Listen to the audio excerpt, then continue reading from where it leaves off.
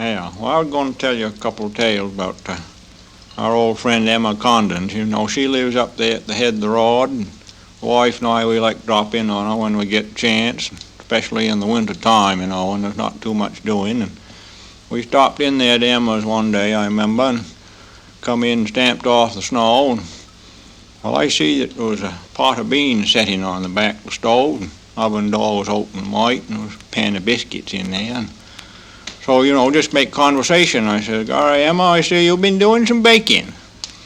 Oh, no, she says, I ain't been doing no baking. You know, she was one of them folks that's always feeling poor and enjoying that ill health, you know. She said, no, she said, I ain't been doing no baking at all. She said, Bessie baked me them beans, real nice of her, too, and them biscuits. She brung them over here yesterday, but, you know, I ain't been able to touch a single one, them beans. And my wife, you know, she says that, so felt real sorry for her. And Emma says, no, she said, I can't, it's them nerves in my throat, she says, that's what it is, they get jumpy, you know, and every time I take a spoonful of them beans and get it just about so far from my mouth, them nerves in my throat, they get all jumpy and I lose my suction. Well, of course, I pretty near died laughing. My wife, she was feeling real sorry for her, but she's quite a gal. She's always having them troubles. We're on the same party line.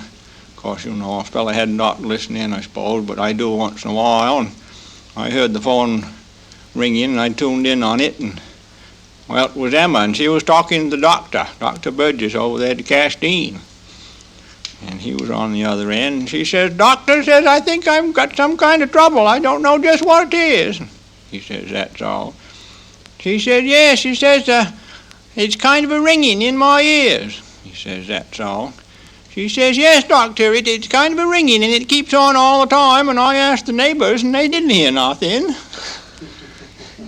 Well, I could hear Dr. Burgess splutter some and all.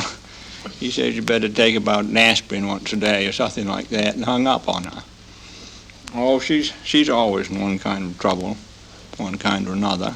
I asked her one time why it was she didn't live with her sister. Her sister lives way up the north end of town, you know, both of them live all alone.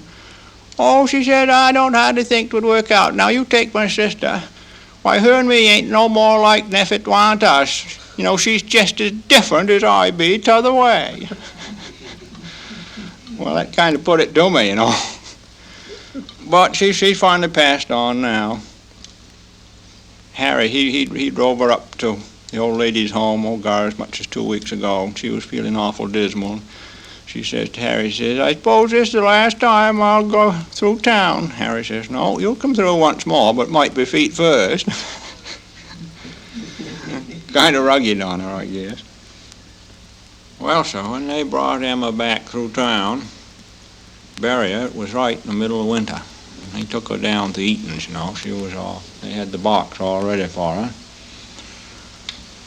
And old Ronald Eaton, he says to himself, it's mighty hard digging right now. I think we'll just lay her out in the woodshed, and probably come one of them January thaws, we might have a little bit better chance. We wait.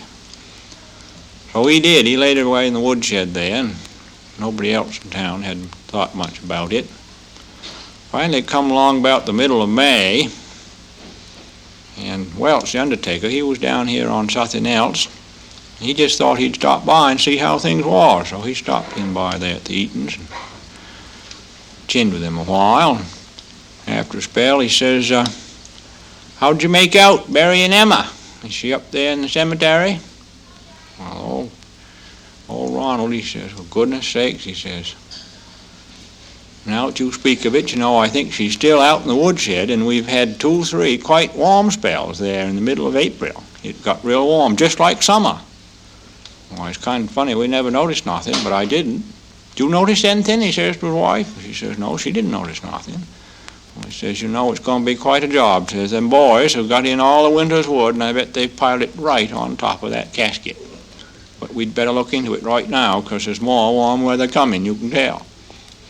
So we went out, and we opened up that woodshed, you know, and threw back wood for, as much as an hour. There was a pile of wood in there. There must have been 5 or 6 cords of it. Threw back all that wood, come down to this pine box, right down the very bottom of it all. It's a nice box. And went and got a screwdriver, opened it all up. Well, sir, you'd never believe it. It'd been real warm there in April, but she was just as fresh as a haddock.